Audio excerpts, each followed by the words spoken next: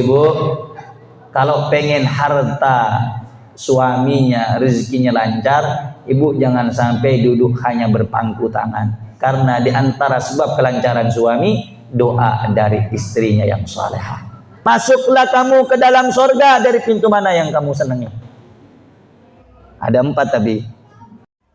Assalamualaikum warahmatullahi wabarakatuh. Bismillah walhamdulillah wassalatu wassalamu ala sayyidina Rasulillah Sayyidina Muhammad ibn Abdullah wa ala alihi wa sahbihi wa man wala. Qala an-nabiy sallallahu alaihi wa sahbihi wasallam, ma naqasa malun min shadaqatin bal yazdad.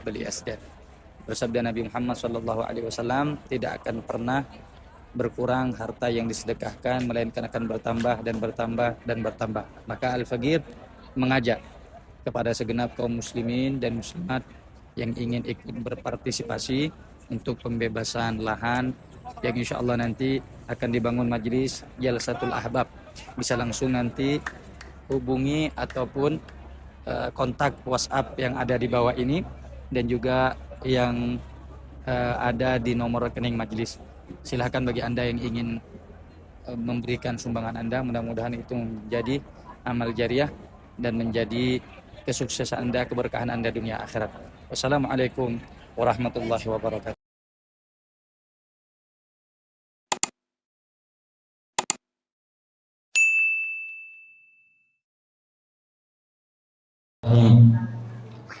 Assalamualaikum warahmatullahi wabarakatuh. Alhamdulillahi rabbil alamin, alladhi arsala rasulahu bil huda wa dinil haq liyudhhirahu 'ala ad-din kullihi wa kafa billahi shahida.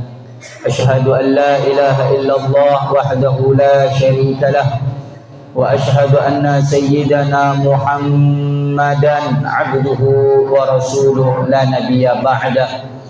Allahumma salli wa sallim wa barik ala sayyidina Muhammad al-Fatih lima ughliq wal khatim lima sabaq nasiril haqqi bil haqq wal hadi ila siratikal mustaqim wa ala alihi wa sahbihi haqqa qadrihi wa miqdarihil azim.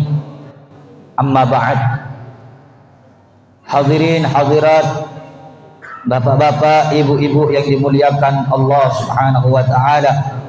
Alhamdulillah, pada kesempatan sore yang penuh dengan keberkahan ini, pada kesempatan sore yang penuh dengan kemuliaan ini, Allah Subhanahu wa taala mendudukkan kita di tempat yang dirahmati oleh Allah Subhanahu wa taala, di dalam tempat yang menjadi kecintaan Allah Subhanahu wa taala, sebagaimana yang disebutkan oleh Nabi kita dan kekasih kita Muhammad sallallahu alaihi wasallam, ahabbul biladi ilallahi masajiduha, tempat yang paling dicintai oleh Allah Subhanahu wa taala adalah masjid.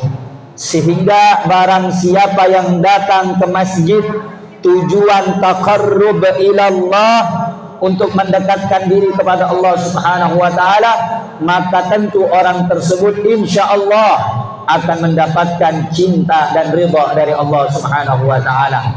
Makanya setiap kita datang ke majelis, khususnya yang ada di masjid pada sore hari ini, niatkan kita datang ke masjid mencari ilmu, menimba ilmu, mencari manfaat, serta niatkan agar Allah Subhanahu wa taala meridhai kita semuanya. Amin ya rabbal alamin. Masjid adalah salah satu benteng yang mana disebutkan oleh Nabi kita Sayyidina Muhammad sallallahu alaihi wasallam di antara benteng-benteng di penghujung zaman. Akhir-akhir zaman ini umat Islam kehilangan tempat berlindung. Maka tempat berlindung yang paling terbaik adalah di antaranya berada di masjid. Bahwasanya Nabi Muhammad sallallahu alaihi wasallam bersabda, Allah Subhanahu wa taala memiliki 3 benteng atau penjagaan. Di antaranya la ilaha illallah hisni, wa man dakhala hisni amina min adabi. La ilaha illallah adalah bentengku. Siapa yang mengucapkannya, siapa yang mengamalkannya, amina min azabi, selamat daripada azabku dan siksaku. Kemudian di antaranya masjid termasuk benteng Allah Subhanahu wa taala. Siapa orang yang ingin imannya dijaga, keislamannya dijaga, akidahnya dijaga, dan semua aktivitas amal ibadahnya dijaga, maka jangan sampai dia terpaut jauh daripada masjid.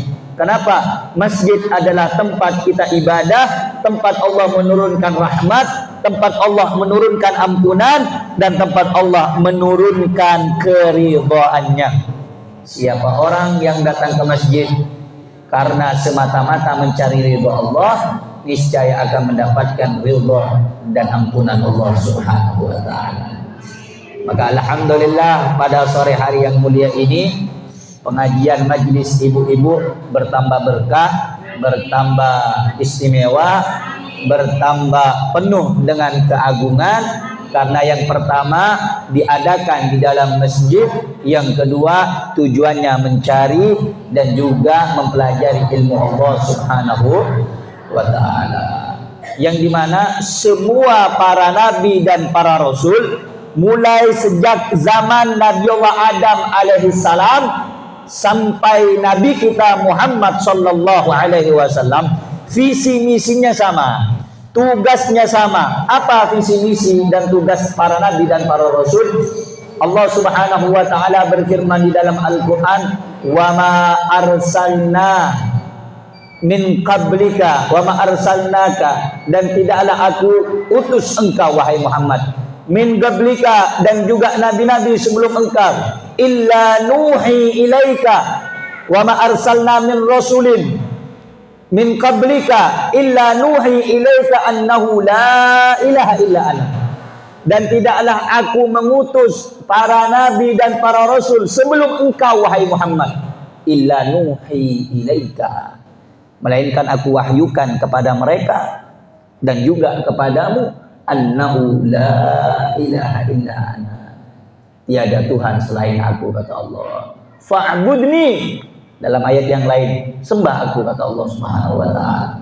Jadi semua visi misi kenabian mengajak umat manusia agar menuhankan Allah, menyembah Allah, wala yusyriku bihi ahada, dan jangan sampai menyekutukan Allah dengan segala apapun. Jangan menyekutukan Allah dengan sesuatu apapun, karena tidak ada yang memberikan manfaat, tidak ada yang dapat menghilangkan mudarat, tidak ada yang dapat mendatangkan bahaya illa billah, kecuali atas izin dari Allah Subhanahu wa taala.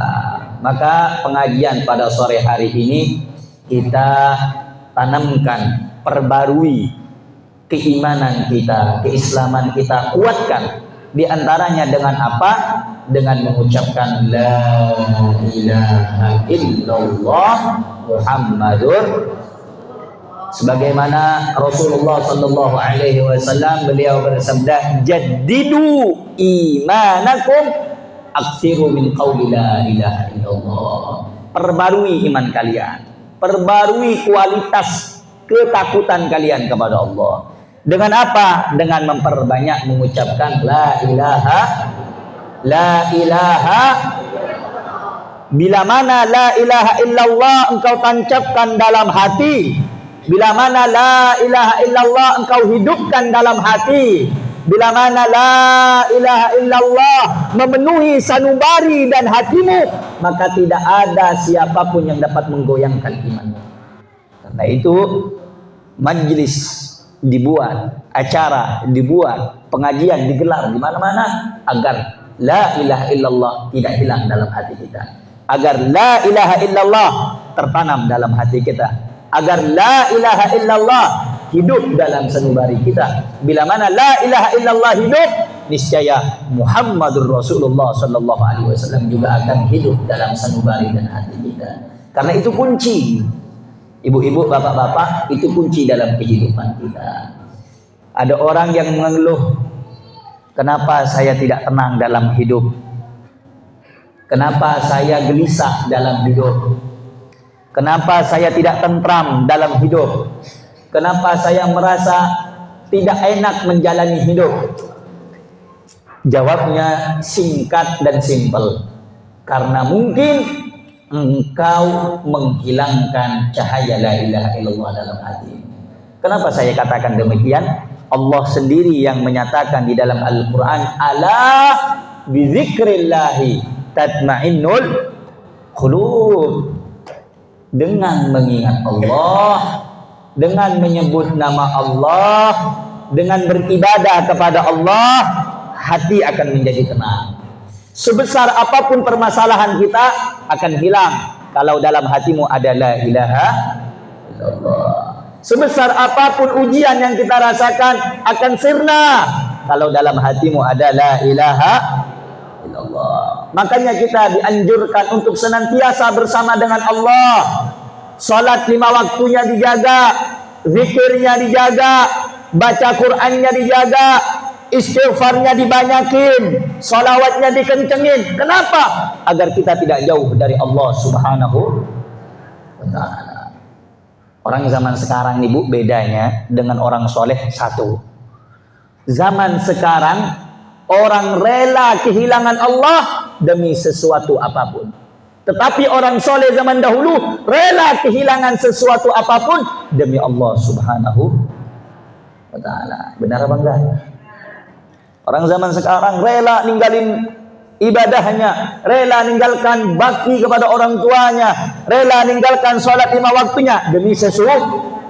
Tapi orang zaman dahulu menghilangkan sesuatu, meninggalkan sesuatu asalkan tidak meninggalkan Allah Subhanahu. Makanya disebutkan kun ma'allah, in lam takun ma'allah fakun ma'aman kana ma'allah. Hendaknya kamu selalu bersama dengan Allah. Hendaknya selalu bersama dengan Allah. Kalau kita nggak bisa bersama dengan Allah, sibuk dengan dunia kita, sibuk dengan hiruk-pikuk kehidupan kita, fakun ma'aman kana ma'allah.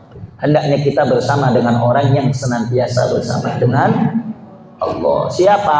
Mereka orang saleh, mereka para ulama, mereka orang-orang yang istiqamah, orang-orang yang baik.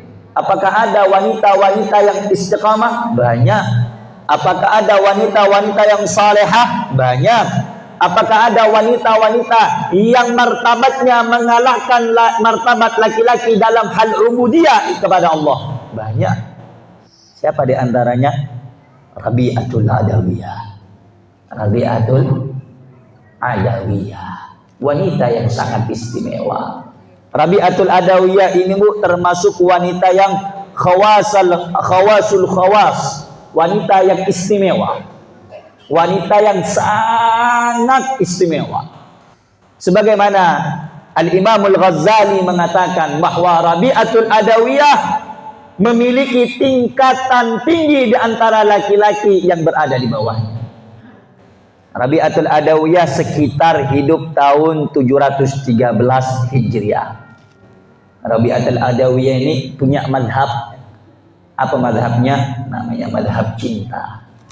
Apa yang dia lakukan atas dasar cinta kepada Allah. Apa yang dia perbuat atas dasar cinta kepada. Dia tidak mau melakukan amal-amal apa saja, ibadah apa saja, kalau tidak membuahkan cinta kepada Allah Subhanahu wa ta'ala. Rabi'atul Adawiyah ini salah satu wanita sufiyah. Apa itu sufi? Sufi itu adalah seseorang yang dia mengedepankan kebersihan hati daripada kebersihan jasmani.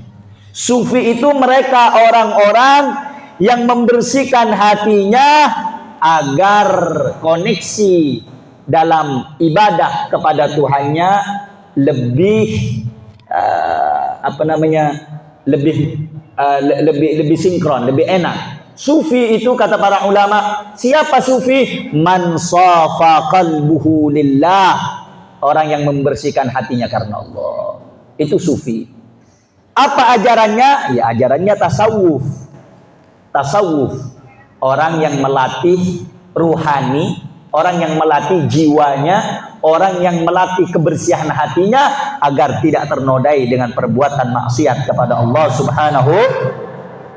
Sehingga disebutkan di dalam Al-Quran, qad aflaha man tazakka wa dzakara asma rabbih fasalla. Beruntung orang yang membersihkan hati. Dalam ayat yang lain, qad aflaha man zakkaha wa qad khaba man dasaha. Celaka orang-orang yang mengotori hati, beruntung orang-orang yang membersihkan hatinya. Maka segala kehidupan itu dilihat daripada hati. Allah tidak melihat casing kita, mau cantik, mau putih, mau glowing, mau tidak. Yang laki-laki mau tampan, mau pejabat, mau bukan, mau alim atau bukan. Allah tidak melihat itu. Walakin yanzuru ila qulubikum. Allah melihat kepada hati kalian. Makanya para ulama-ulama itu membersihkan hati. Ulama-ulama sufi membersihkan sanubari. Sehingga diantaranya Rabi'atul Adawiyah memiliki martabat dan kedudukan yang tinggi karena kebersihan hatinya pada saat beribadah kepada Allah Subhanahu wa ta'ala. Sampai sini kira-kira paham gak nih? Jelas gak? Jelas gak? Bahwa dalam hati kita jangan sampai hilang yang namanya Allah Subhanahu. Jangan pernah redup cahaya la ilaha illallah. Siapa di antara orang yang menghidupkan cahaya la ilaha illallah dari golongan wanita, yaitu Rabi'atul Adawiyah.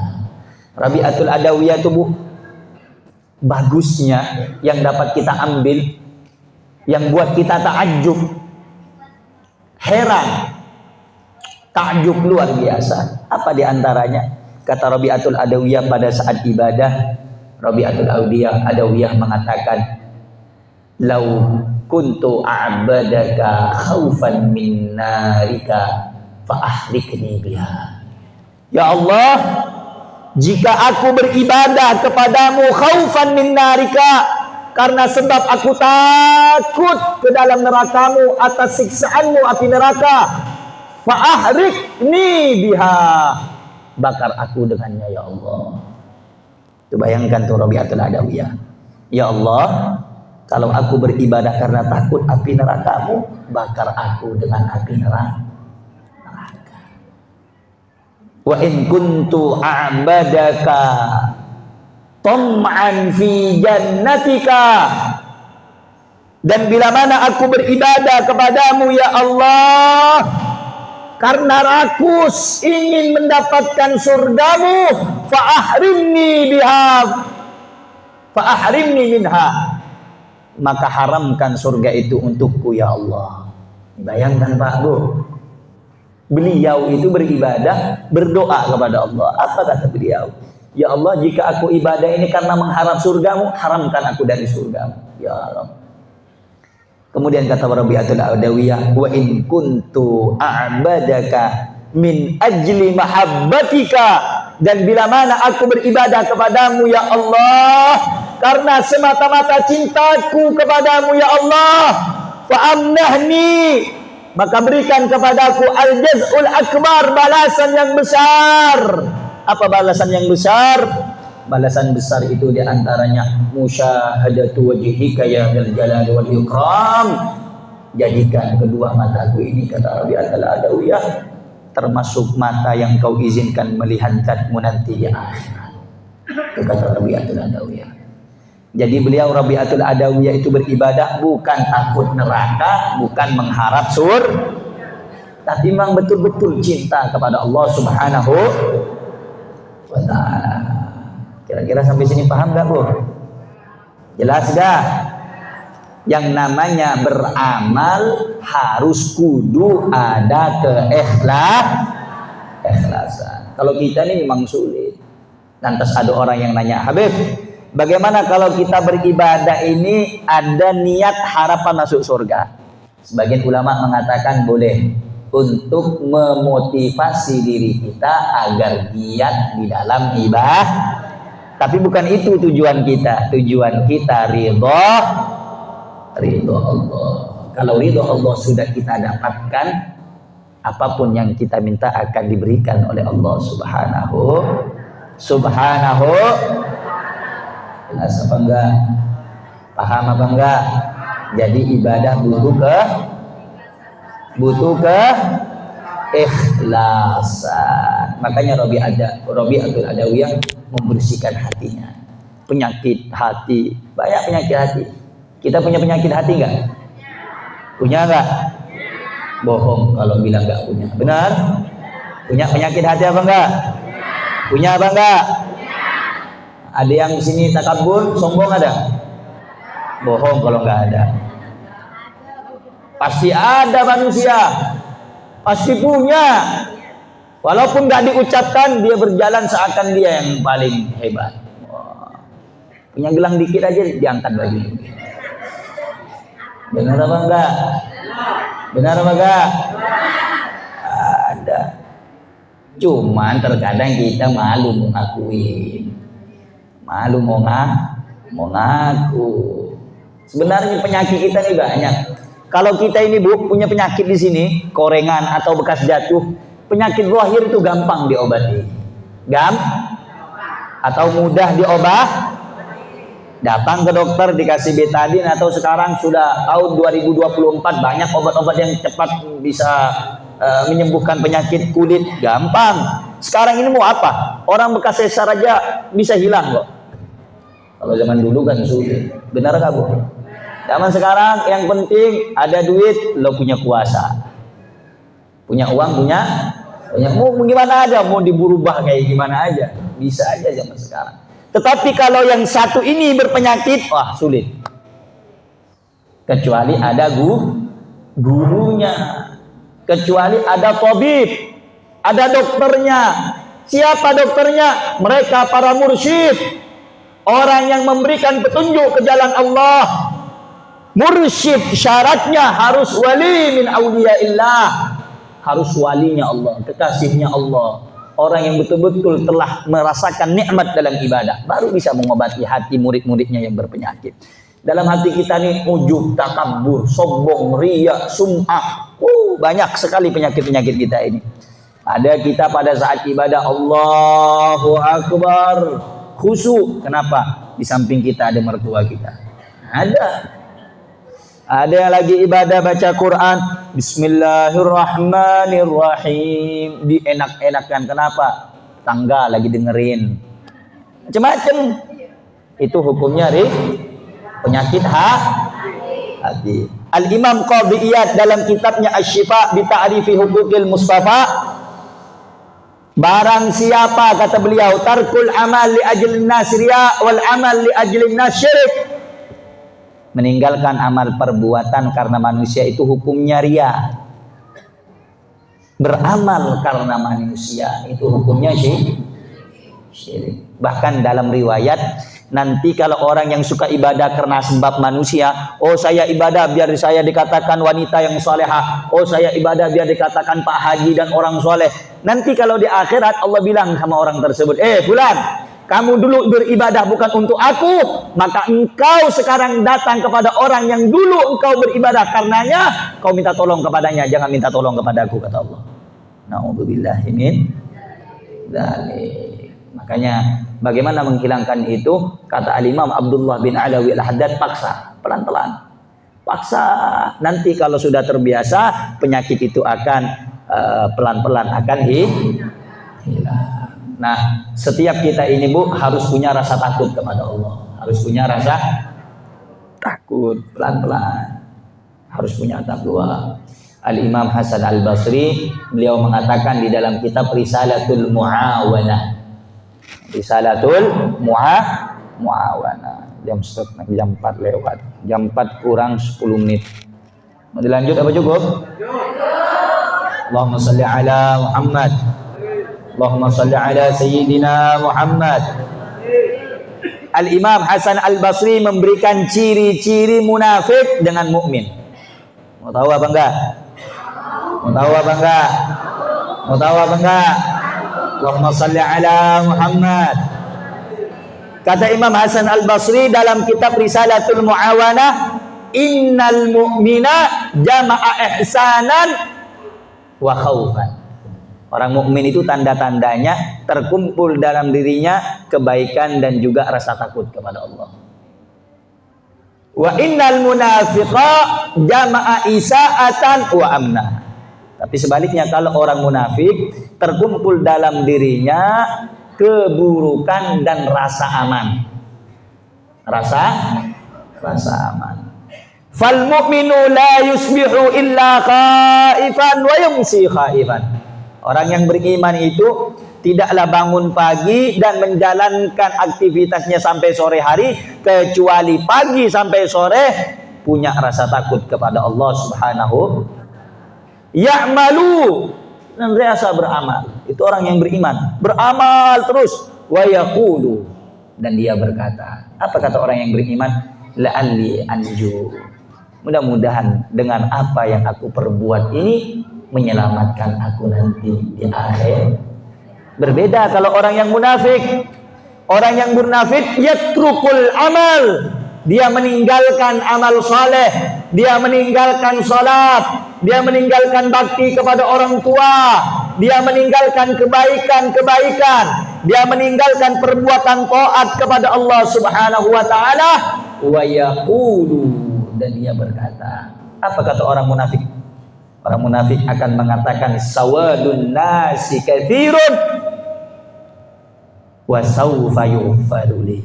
Manusia yang rusak itu banyak, manusia yang jelek itu banyak, manusia yang ahli maksiat itu banyak. Wa sawfa yughfaru li, mudah-mudahan aku termasuk orang yang diampuni. Itu tandanya orang munafik. Beramal sedikit, ngelakuin maksiat, tiba-tiba mudah-mudahan Allah ampuni aku. Dari mana? Berbeda kalau orang yang beriman. Orang yang beriman dia beramal terus dan berharap mudah-mudahan dengan amal tersebut menyelamatkan dia di hadapan Allah Subhanahu wa taala. Makanya Bu, jangan sampai hilang tuh rasa takut kita. Walaupun kita ini banyak banyak dosa, kita ini pendosa, tidak ada manusia yang bersih dari dosa. Benar apa enggak? Tidak ada manusia yang suci seperti Nabi Muhammad. Benar apa enggak? Tidak ada. Makanya Allah menyatakan dalam Al-Quran, la taqnatu min rahmatillah. Qul ya ibadiyalladzina asrafu ala anfusihim la taqnatu min rahmatillah. Katakan kepada hamba-hambaku yang mereka melampaui batas, yang mereka bermaksiat, yang mereka meninggalkan ketaatan, la taqnatu min rahmatillah, jangan sekali-kali berputus asa dari rahmat Allah. Dosa kita banyak, maksiat kita banyak, kelalaian kita lebih banyak daripada ketaatan. La taqnatu min rahmatillah, jangan sekali-kali berputus asa dari rahmat Allah. Lianna rahmat Allah awsa' min dunubina, karena rahmat Allah lebih besar daripada dosa kita. Mudah-mudahan kita diampuni Allah Subhanahu wa taala. Amin ya rabbal alamin. Ada cerita tentang bagaimana sahabat zaman dahulu takutnya kepada Allah Subhanahu wa taala. Kita tahu ada satu sahabat namanya Sayyidina Umar ibn Khattab. Sayyidina Umar ibn Khattab itu pernah mendengar Nabi Muhammad sallallahu alaihi wasallam itu ketika menguburkan anaknya yang bernama Ibrahim. Nabi Muhammad itu punya anak 3 laki-laki. Di antaranya Ibrahim. Ketika meninggal waktu kecil, Nabi Muhammad menalkinkan anaknya dengan mengatakan, ya Ibrahim, idza ja'atka malaikatun faqul lahum Allahu rabbi wa rasulu abi wa islamu dini. Wahai Ibrahim, kalau datang kepadamu malaikat, katakan kepada malaikat itu, kalau ditanya man rabbuka, jawab Allahu rabbi, jawab Allah Tuhanku. Wa man nabiyuka, siapa nabimu? Jawab, wahai Ibrahim. Wa rasulu abi, Nabi Muhammad adalah ayahku. Kalau ditanya, wa madinuka, apa agamamu? Jawab, wal islamu dini, Islam agamaku. Ketika mendengar ini, Sayyidina Umar nangis, Bu. Sayyidina Umar nangis, Pak. Kenapa nangis? Ditanya oleh Rasulullah, wahai Umar, kenapa engkau menangis? Kenapa engkau bersedih, wahai Umar? Ya Rasulullah, jika putramu Ibrahim yang belum baligh, yang masih kecil, engkau masih ajarkan bagaimana dia menjawab pertanyaan malaikat Munkar dan Nakir, lalu bagaimana dengan aku yang sudah tua, yang mana dosaku banyak, wahai Rasulullah? Bayangkan para sahabat.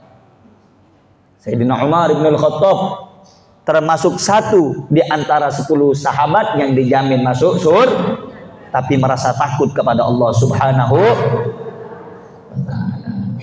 Banyak cerita-cerita mereka. Sayyidina Umar itu, Pak, kalau di dalam kitab Jawahir Lu'lu'iyah, ada kitab namanya Jawahir Lu'lu'iyah, Syarah Arba'in Nawawiyah, kitab hadis. Sayyidina Umar bin Al-Khattab itu di bawah matanya itu ada garisan hitam. Kalau kita kan naudzubillah min dzalik ya. Kalau kita itu orang-orang zaman sekarang ada garis hitam di sini, ada garis hitam di sini, itu bukan karena jarang tidur, konsumsi sabu.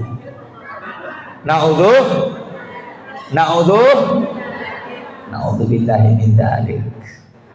Jadi Sayyidina Umar di bawah sini ini hitam, ada garis hitam. Hitam bukan karena nyabu. Naudzubillah min. Ditanya, wahai Umar bin Al-Khattab, kenapa di bawah matamu terdapat garis yang warna hitam? Kata Sayyidina Umar, tidaklah aku melalui malam-malamku kecuali aku habiskan untuk munajat dan menangis kepada Allah Subhanahu wa Ta'ala hingga tak tersisa melainkan bekas yang berada di bawah mataku ini. Sampai warna hitam. Banyak nangis, kurang tidur. Kalau ibu-ibu kan enggak. Kalau ibu-ibu banyak nangis kalau musim laki bulan tua.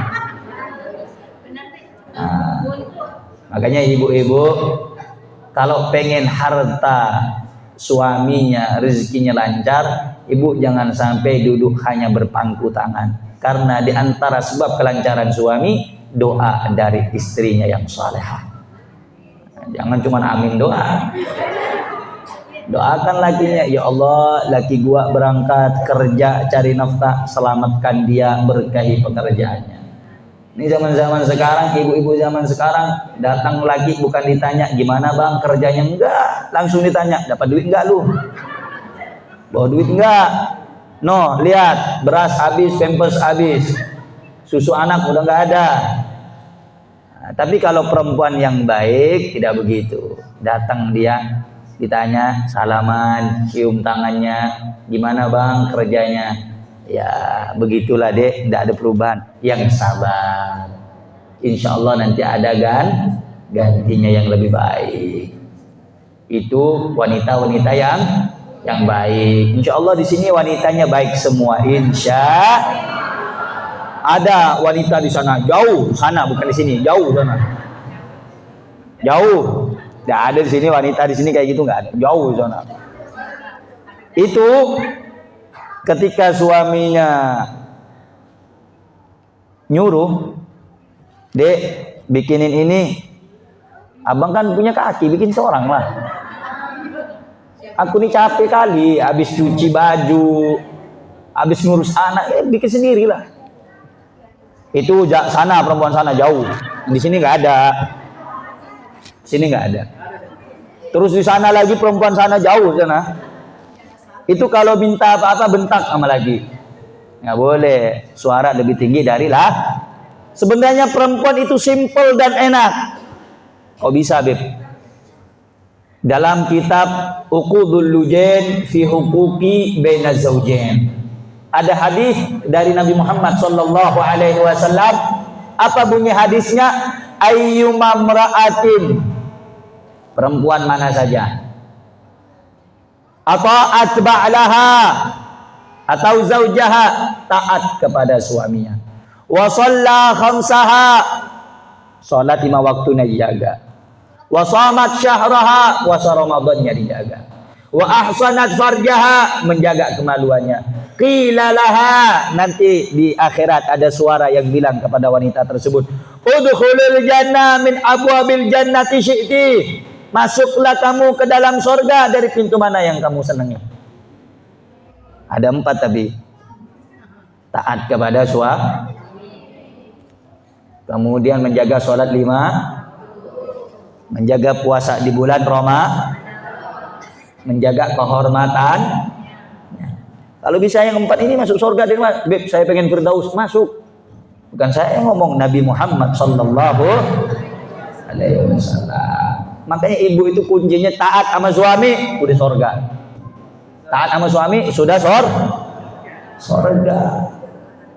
Sampai dalam hadis disebutkan, man sabarat ala su'i khuluqi zawjiha a'taha Allahu minas sawabi misla sawabi Asiyah binti Muzahim. Bu, dengerin. Perempuan yang sabar kepada suaminya akhlaknya buruk, suka ngatain dia sabar.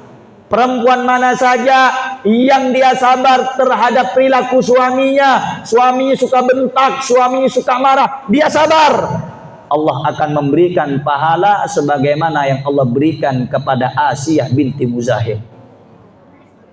Sabar yang penting, kuncinya Tapi perempuan sana sana bukan sini. Di sana suami ngomong 1-2 patah, perempuan sana ngomongnya 1 jam. Sambil masak, sambil nyuci, nggak kelar-kelar. Sampai suami berangkat pulang masih ngoceh. Berangkat pulang lagi sampai ke rumah masih ngoceh. Bagaimana cara mengatasinya? Kasih duit. Kasih duit. Ada yang ibu-ibu nggak mau duit di sini? Nggak ada. Suka duit semua. Kalau kata orang, Bu, bil fulus kulli syai'in tembus. Kalau ada duit semua apapun bisa. Benar? Bapak boleh cek nanti HP-nya, nggak mungkin nggak ada foto Bapak, tapi cari di HP ibu-ibu aplikasi Shopee, pasti ada. Pasti ada itu. Barangnya belum dibeli nih, buat Ramadan Bib nanti. Udah dimasukin keranjang semua. Jadi ibu, kalau pengen selamat dunia akhirat, jadi wanita yang harus punya takut kepada Allah Subhanahu. Yang nyuruh kita taat kepada suami siapa? Allah. Sebagai bentuk rasa takut kita, iman kita, takwa kita, diantaranya taat kepada suami. Kalau ada suami, Bang, ridhoin saya, Bang, maafin saya, Bang, doakan saya. Ibu-ibu zaman sekarang gengsi. Sana, ibu sana, bukan sini. Di sini kan nggak ada yang ngaku. Nggak ada ya. Minta doa sama suami.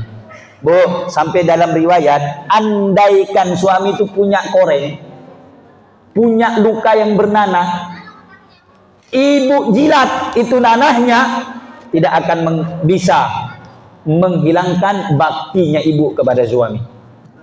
Bayangin tuh.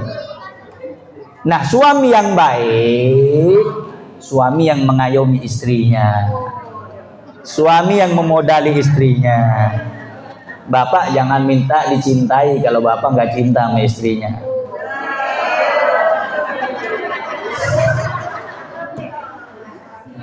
Jadi begitu, cintai istri, istri akan mencintai bapak. Semuanya kembali bagaimana kita punya rasa takut kepada Allah. Kalau laki-laki takut kepada Allah, dia akan menjalankan amanahnya selaku suami kepada istri. Kalau istri takut kepada Allah, istri akan menjalankan kewajibannya sebagaimana kewajiban istri kepada suami, karena semata-mata takut kepada Allah Subhanahu wa ta'ala. Wajib taat kepada suami sebagaimana selama la ta'ata li makhluqin fi ma'siyatil khaliq, selama tidak mengajak maksiat kepada Allah.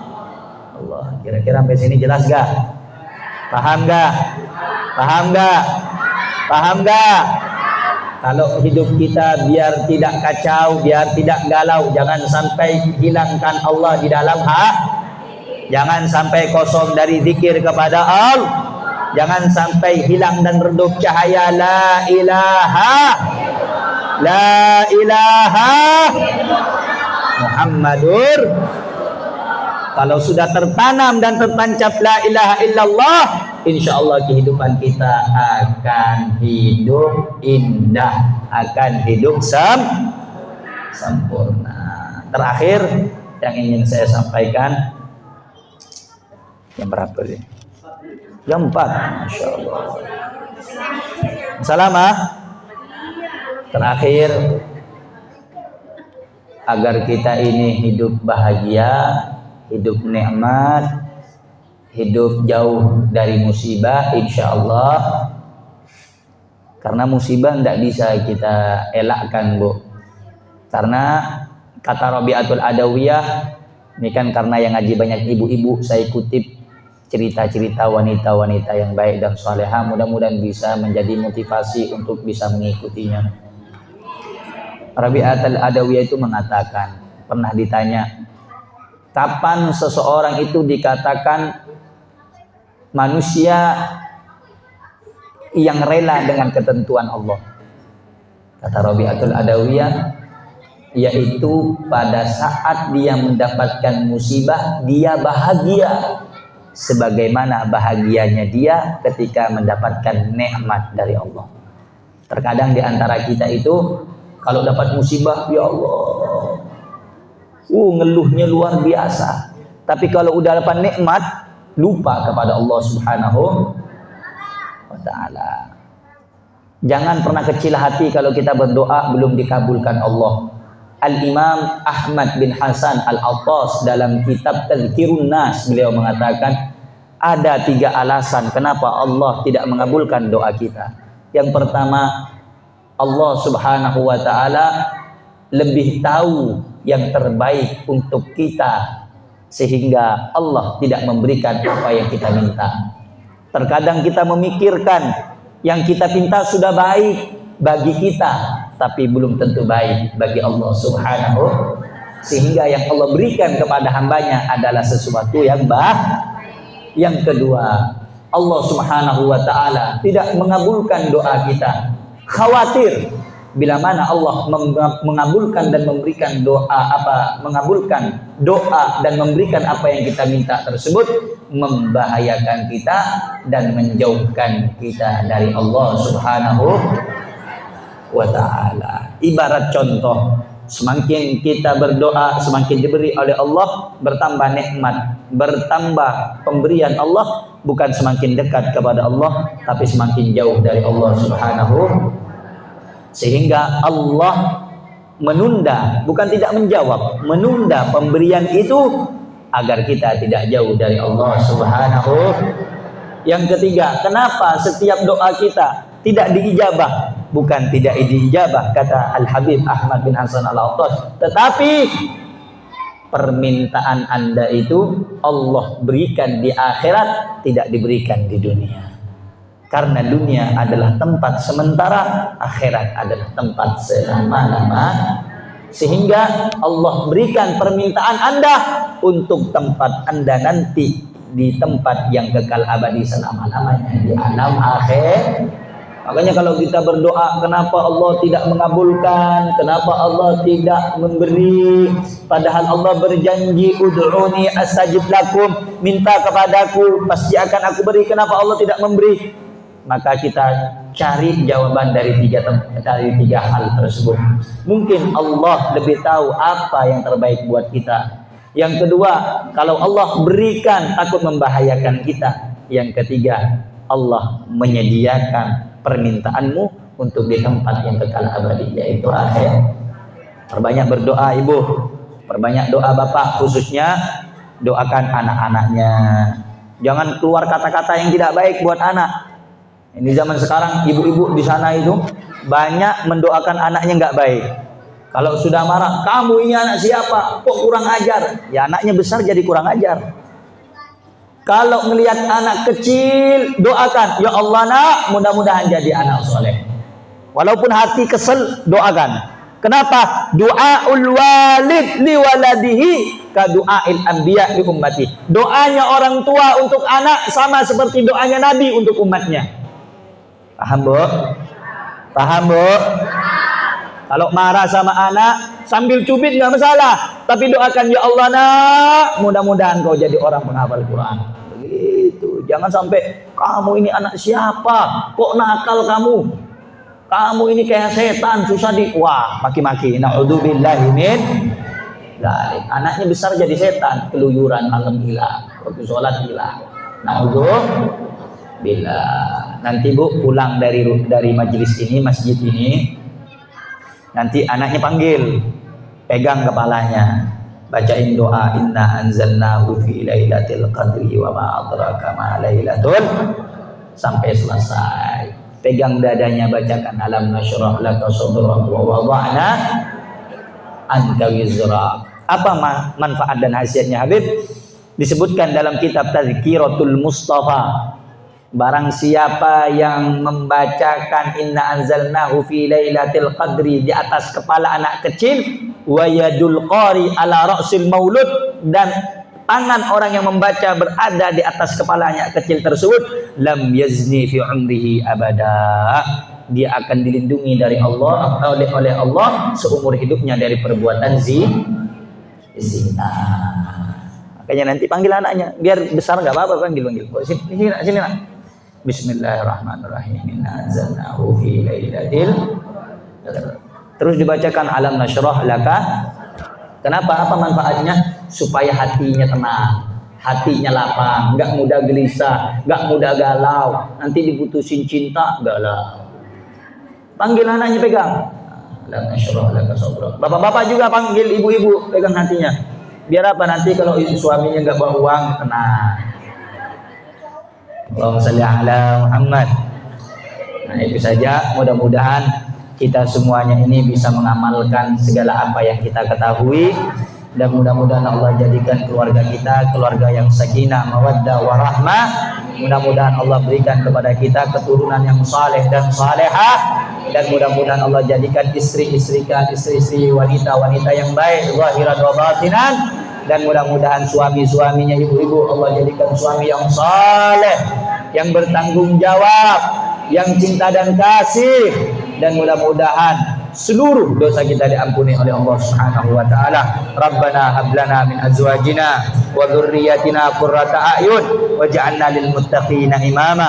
Rabbi ij'alni muqimas shalah wa min dzurriyyati rabbana wa taqabbal du'a. Rabbana zalamna anfusana wa illam taghfir lana wa tarhamna lanakunanna minal khasirin. Ya Allah biha, ya Allah biha, ya Allah bihusnil khatimah. Rabbi ighfir lana wa liwalidina warhamhuma kama rabbayana shighara wa li jami'il muslimina wal muslimat wal mu'minina wal mu'minat al ahya'i minhum wal amwat innaka sami'un qaribun mujibud da'wat wa ya qadiyal hajat. Rabbana atina fid dunya hasanah wa fil akhirati hasanah wa qina adzabannar. Sallallahu ala sayyidina Muhammad wa ala alihi wa sahbihi wa sallam. Subhana rabbika rabbil izzati amma yasifun wa salamun alal mursalin walhamdulillahi rabbil alamin. Bisirri min asraril Fatihah.